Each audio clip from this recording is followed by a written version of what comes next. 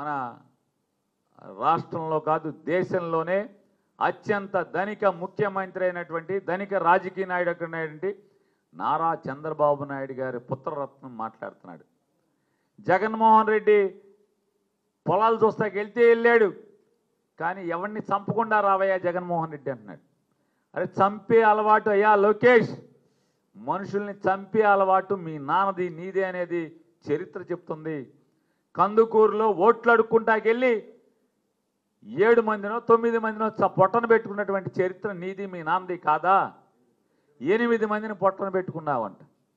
గుంటూరులో పేదరికాన్ని ఆసరాగా చేసుకుని పేదరికానికి ఎర్రేసామని చెప్పని 100 రూపాయల చీరలు పంచి పెడతామని చెప్పి రమ్మని చెప్తే పాపం పేదలు నమ్మి వస్తే వాళ్ళకి చీరలు సక్రమంగా పంచిపెట్టకుండా మీ ఫోటోల కోసం వీడియోల కోసం జనం గుమ్మిగూటి తోసుకునేది కనపడాలి కాబట్టి చీరలు విసిరితే లారీల్లోంచి ఆ తొక్కిసలాటలో అమాయకులైన పేదలు 7 అసూలు బాయలేదా?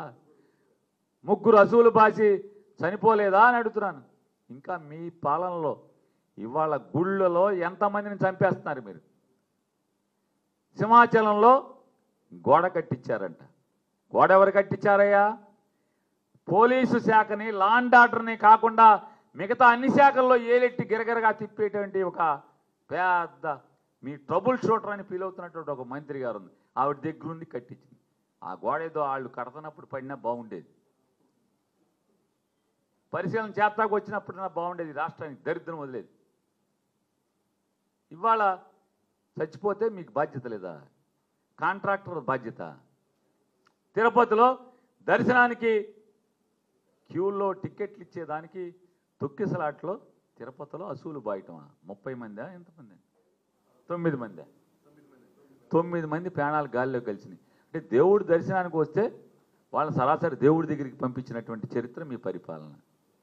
నిన్నగాక మొన్న గుడిలో చచ్చిపోతే ప్రైవేట్ గుడి అంటే, అరే రాష్ట్రంలో లా అండ్ ఆర్డర్ మీ నాన్న దగ్గర ఉందయా? సిగ్గు లేకుండా మాట్లాడుతున్నారు ప్రైవేట్ గుడి అని. చంద్రబాబు 75 ఏళ్ళు చంద్రబాబుకి సిగ్గు లేదు ఆ మాట మాటదాకి. ఎంపటి తిరిగే మంత్రులకి సిగ్గు శరం లేదు. ప్రైవేట్ గుడి అయితే ఏంటి, ఏ గుడి అయితే ఏంటి? లా అండ్ ఆర్డర్ మీదా కాదా ఈ రాష్ట్రంలో? అరే ప్రజలు ఏకాదశి రోజు దైవదర్శనం కోసం కాశీబొగ్గులో తండోపతండాలుగా బయలుదేరుతుంటే మీ పోలీసు వ్యవస్థ ఏం చేస్తుంది? మీ పోలీస్ స్టేషన్లు ఏం చేస్తున్నాయి? మీ సిఐలు డిఎస్పీలు డిఐజీలు ఎస్పీలు ఏం చేస్తున్నారు? వైసీపీ వాళ్ళ మీద తప్పుడు కేసులు పెడుతుంది తప్పితే ఏం చేస్తున్నారు మీరని చెప్తున్నా. తెలీదా మీకు? చచ్చిపోతే ప్రైవేట్ గుడా? మరి లా అండ్ ఆర్డర్ మీకెందుకు? మాకు ఇచ్చేయండి. అయితే జగన్మోహన్ రెడ్డికి చూపిస్తాడు. శాతకానాడు పరిపాలనలోకి వస్తే తప్పుడు ఆలోచనలోళ్ళు, డబ్బు మేయటమే పనిగా ఉన్నవాళ్ళు మీలాంటి వాళ్ళు ఇవాళ ఏలుబడిలో ఇవాళ ప్రజలకు శాపం మీలాంటి వాళ్ళు.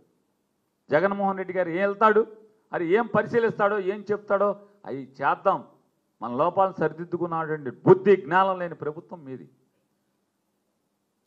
పెళ్ళాం పిల్లలతో క్రికెట్లకు తిరిగేటువంటి రైతులు ఇక్కడ చస్తంటే అలో లక్షణ అని తుఫానికి పెళ్ళాం పిల్లలతో సరదాకి క్రికెట్ చూసుకుంటారు వెళ్ళి.